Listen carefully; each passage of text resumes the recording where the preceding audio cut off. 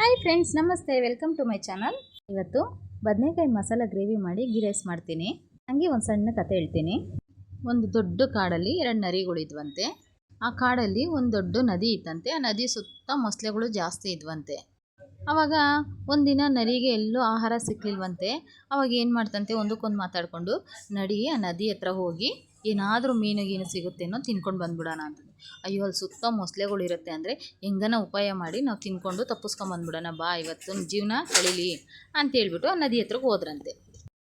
ಆಗ ನದಿ ತೀರದ ಹತ್ರ ಒಂದು ಮರ ಇತ್ತಂತೆ. ಆ ಮರದ ಹತ್ರಕ್ಕೆ ಹೋಗಿ ಸೈಡಲ್ಲಿ ಮೀನುಗಳು ತುಂಬ ಇತ್ವಂತೆ. ಇಲ್ಲಿ ತಿನ್ಕೊಂಡು ನೀರು ಕುಡ್ಕೊಂಡು ಹೊಂಟೋಗೋಣ ಬಾ ಅಂತ 2 ನರಿ ಮಾತಾಡಿಕೊಂಡು ಹೋಗಿ ಅದರೊಳಗೆ ಇಳಿದು ಸ್ವಲ್ಪ ಮೀನುಗಳೆಲ್ಲ ತಿಂದ್ವಂತೆ, ನೀರೆಲ್ಲ ಕುಡಿತಂತೆ. ಇನ್ನೇನು ಹೋಗಬೇಕು ಅನ್ನೋ ಟೈಮಲ್ಲಿ ಇತ್ತಂತೆ ಒಂದು ಮೊಸಳೆ ಟಕ್ ಅಂತ ನರಿ ಕಾಲಿಗೆ ಬಾಯಿ ಹಾಕ್ಬಿಡ್ತಂತೆ. ಆಗ ನರಿ ಏನು ಮಾಡ್ತಂತೆ, ಎದ್ರುಕೊಂಡ್ರೆ ಈ ಕಷ್ಟ ತೀರಲ್ಲ ಅಂದ್ಬಿಟ್ಟು ಬುದ್ಧಿವಂತಿಕೆಯಿಂದ ಅಯ್ಯಯ್ಯೋ ಇಷ್ಟೊಂದು ಮೀನುಗಳಿದ್ರೆ ಈ ಮೊಸಳೆ ಆ ಮರದ ಬೇರನ್ನ ಹಿಡ್ಕೊಂಡೈತಲ್ಲ ಅಂತ ಹೇಳ್ತಂತೆ.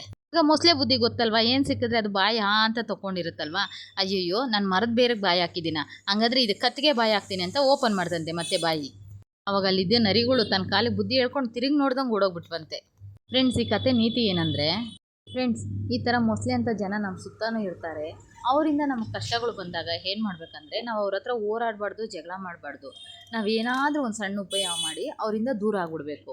ನಾವು ಅಂಥವ್ರ ಹತ್ರ ಹೋರಾಡೋದ್ಕಿಂತ ನಮ್ಮ ಬುದ್ಧಿವಂತಿಕೆಯಿಂದ ಸ್ವಲ್ಪ ದೂರ ಆಗಿಬಿಟ್ರೆ ನಮ್ಮ ಅಂಥವ್ರಿಂದ ತಪ್ಪಿಸ್ಕೊಂಡು ನೆಮ್ಮದಿಯಾಗಿರೋಕ್ಕೆ ಅವಕಾಶ ಆಗುತ್ತೆ. ಟೇಸ್ಟಿಯಾಗಿರೋ ಗೀ ರೈಸ್ ರೆಡಿ. ಇದಕ್ಕೆ ಮೊಸರು ಬಜ್ಜಿನೂ ಚೆನ್ನಾಗಿರುತ್ತೆ, ಆಲೂಗೆಡ್ಡೆ ಗ್ರೇವಿನೂ ಚೆನ್ನಾಗಿರುತ್ತೆ. ನಾನು ಇವತ್ತು ಬದನೆಕಾಯಿ ಮಸಾಲ ಗೊಜ್ಜು ಮಾಡಿದ್ದೀನಿ. ಯಾಕಂದರೆ ಈ ತಿಂಗಳೆಲ್ಲ ನಾನ್ ವೆಜ್ ಇರಲ್ವಲ್ಲ, ವೆಜ್ಜಲ್ಲೇ ನಾವು ವೆರೈಟಿ ಮಾಡ್ಕೋಬೋದು. ಇಂಥ ಒಳ್ಳೊಳ್ಳೆ ಅಡುಗೆಗಳೆಲ್ಲ ನಾನು ಯೂಟ್ಯೂಬ್ ಚಾನಲಲ್ಲಿ ಅಪ್ಲೋಡ್ ಮಾಡ್ತೀನಿ. ಪ್ಲೀಸ್ ಸಪೋರ್ಟ್ ಮಾಡಿ, ಸಬ್ಸ್ಕ್ರೈಬ್ ಮಾಡ್ಕೊಳ್ಳಿ ಪ್ರೇಮಲತಾ ಯೂಟ್ಯೂಬ್.